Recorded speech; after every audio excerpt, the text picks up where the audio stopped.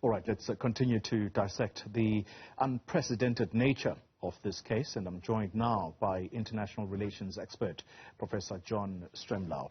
Prof, good morning to you, and thank you very much for your time. Let's go straight into the merits of South Africa's case against Israel.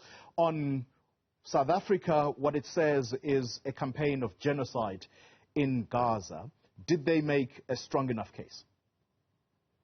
They made a very, very good case, and I quipped at the end of watching the presentations, which were excellent, that somewhere up in the sky, Nelson Mandela is looking down and smiling, because this was an example of the best that South Africa can offer the world of a moral conscience on human rights and inclusion, and its diverse team, all of whom were outstanding. I can only echo the compliments that you've already had.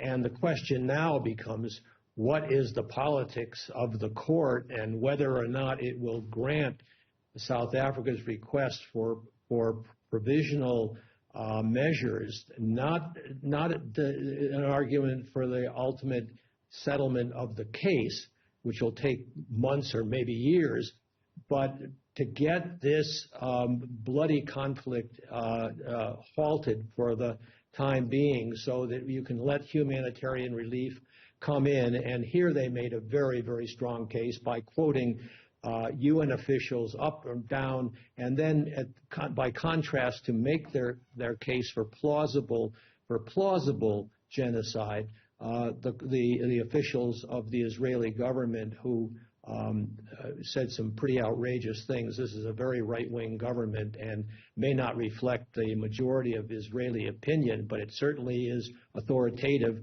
and very, very damning. Very interesting statement you make there, Professor, on the politics of the court at the International Court of Justice. We're going to come to that in a moment. Let's continue to deal with the merits of this case. The submissions on genocidal intent.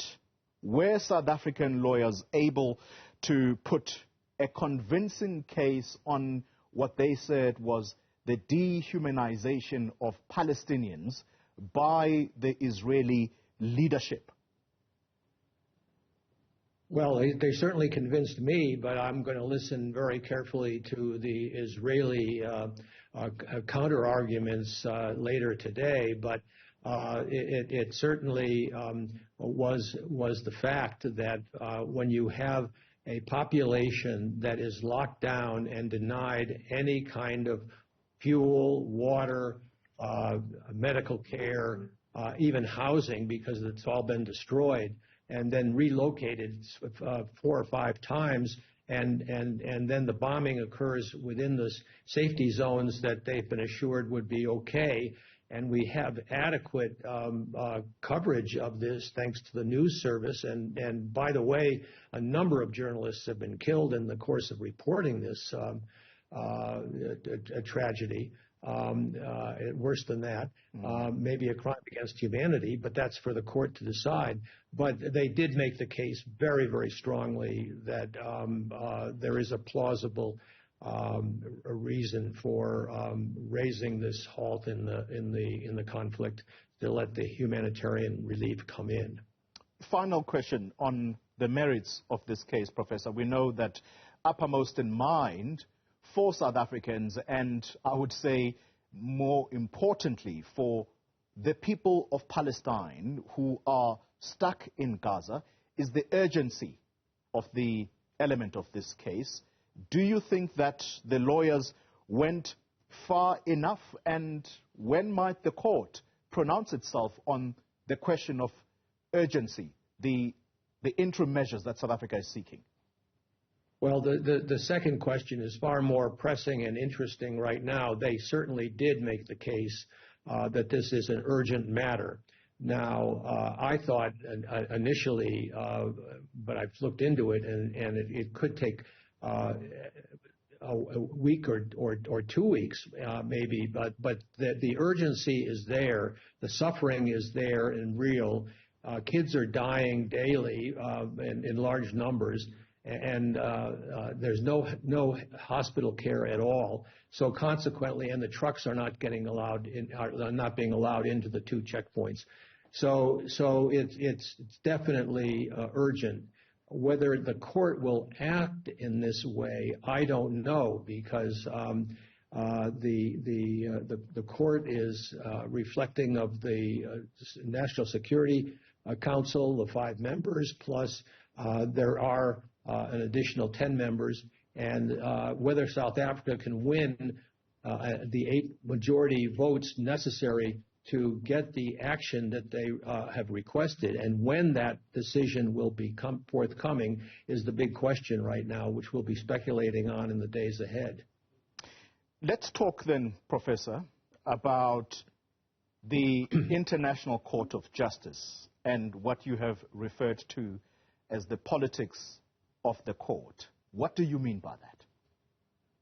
Well, it is a UN body. And to take an example, the court has ruled against Russia's invasion of Ukraine, and the Russians have disregarded it. Now, are the Russians going to turn around and vote for South Africa in this case? Certainly, the foreign ministry hopes that the BRIC nations will support, but China has got the Uyghurs, the Muslims, that they're persecuting, and there's a lot of talk in the human rights community about the injustice, indeed even the genocidal intent of the reprogramming of Muslims in China. India is a Hindu nationalist state right now that's discriminating against Muslims, and allegedly, and is India going to vote for it? And then there's the Americans, because the Americans have been very closely allied with Israel. Mm-hmm. Yes, and your producer gave me a statement that the State Department concocted, and it reads like a State Department with a lot of pens in the hands of the spokesman's office, but it waffles because the president of the court, Joan Donoghue, is an American, and is she going to follow the accusations that this case is meritless that South Africa is raising, that the State Department has said, or is she going to take on advisement the positions expressed? Now we're going to hear Israel's countermove. Yeah. The questions are so many, and we don't unfortunately have answers to them. Yeah. Very interesting comments indeed, Professor. In fact, I want to end the conversation with a question on the Americans, but I'm going to crouch it this way. Someone made the comment yesterday and said the ICJ can be best described as a guardian of international order.